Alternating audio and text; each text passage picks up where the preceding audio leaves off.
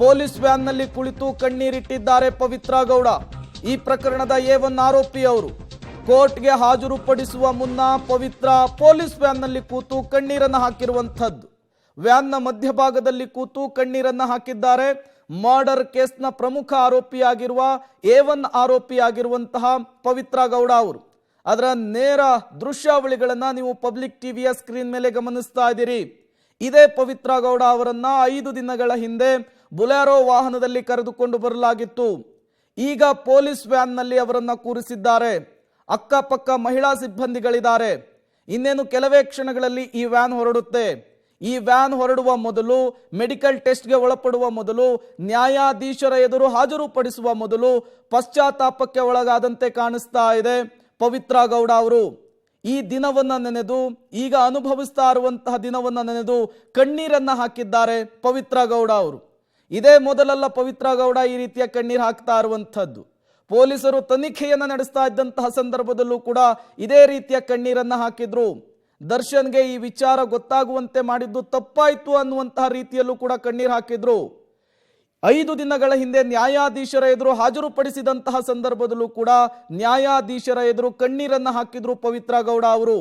ಈಗ ಮತ್ತೊಮ್ಮೆ ನ್ಯಾಯಾಧೀಶರ ಎದುರು ಹಾಜರುಪಡಿಸಲಿಕ್ಕೆ ವ್ಯಾನ್ ಹೊರಟು ನಿಂತಿದೆ. ಅದಕ್ಕೂ ಮೊದಲು ವ್ಯಾನ್ನ ಮಧ್ಯಭಾಗದಲ್ಲಿ ಕೂತಿರುವಂತಹ ಪವಿತ್ರ ಗೌಡ ಮತ್ತೊಮ್ಮೆ ಕಣ್ಣೀರನ್ನ ಹಾಕಿದ್ದಾರೆ. ಪವಿತ್ರ ಗೌಡ ಈ ಪ್ರಕರಣದ A1 ಆರೋಪಿಯಾಗಿದ್ದಾರೆ. ರೇಣುಕಾ ಸ್ವಾಮಿಯವರು ಪವಿತ್ರ ಗೌಡ ಅವರಿಗೆ ಮಾಡಿದಂತಹ ಅದೊಂದು ಅಶ್ಲೀಲ ಮೆಸೇಜ್, ಪವಿತ್ರ ಗೌಡ ಅವರು ದರ್ಶನ್ಗೆ ಹೇಳಿದಂತಹ ಅದೊಂದು ವಿಚಾರ ಈ ಮರ್ಡರ್ಗೆ ಪ್ರಮುಖ ಕಾರಣವಾಗಿದೆ. ಇದೇ ಪ್ರಕರಣದಲ್ಲಿ A2 ಆರೋಪಿ ದರ್ಶನ್ ಆಗಿರುವಂಥದ್ದು. ಇಲ್ಲಿಯವರೆಗೂ 17 ಜನರನ್ನ ಈ ಪ್ರಕರಣದಲ್ಲಿ ಬಂಧಿಸಲಾಗಿದೆ. ಅವರ ಕ್ರೌರ್ಯ, ಅವರ ಅಟ್ಟಹಾಸ, ಅವರು ನಡೆದುಕೊಂಡಂತಹ ರೀತಿ ದೊಡ್ಡ ಮಟ್ಟದಲ್ಲಿ ಸದ್ದನ್ನ ಮಾಡಿತ್ತು. ರಾಜ್ಯದ ಜನರಲ್ಲೂ ಕೂಡ ಆಕ್ರೋಶವನ್ನ ಮೂಡಿಸುವಂತೆ ಮಾಡಿತ್ತು. ಈ ಎಲ್ಲ ಬೆಳವಣಿಗೆಗಳ ನಡುವೆ ಪೊಲೀಸ್ ಕಸ್ಟಡಿ ಅಂತ್ಯವಾಗ್ತಾ ಇರುವ ಹಿನ್ನೆಲೆಯಲ್ಲಿ ಇವತ್ತು ನ್ಯಾಯಾಧೀಶರ ಎದುರು ಪವಿತ್ರ ಗೌಡ, ದರ್ಶನ್ ಸೇರಿ 17 ಜನ ಆರೋಪಿಗಳನ್ನ ಪ್ರೆಸೆಂಟ್ ಮಾಡ್ತಾ ಇದ್ದಾರೆ. ಅಲ್ಲಿ ನ್ಯಾಯಾಧೀಶರು ಯಾವ ಸೂಚನೆಯನ್ನ ಕೊಡ್ತಾರೆ ತುಂಬಾ ಕುತೂಹಲಕ್ಕೆ ಕಾರಣವಾಗ್ತಾ ಇದೆ.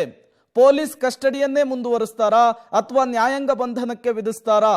ನ್ಯಾಯಾಂಗ ಬಂಧನಕ್ಕೆ ವಿಧಿಸಿದ್ರೆ ಪವಿತ್ರ ಗೌಡ, ದರ್ಶನ್ ಸೇರಿ 17 ಜನ ಆರೋಪಿಗಳು ಪರಪ್ಪನ ಅಗ್ರಹಾರ ಜೈಲು ಸೇರ್ತಾರೆ.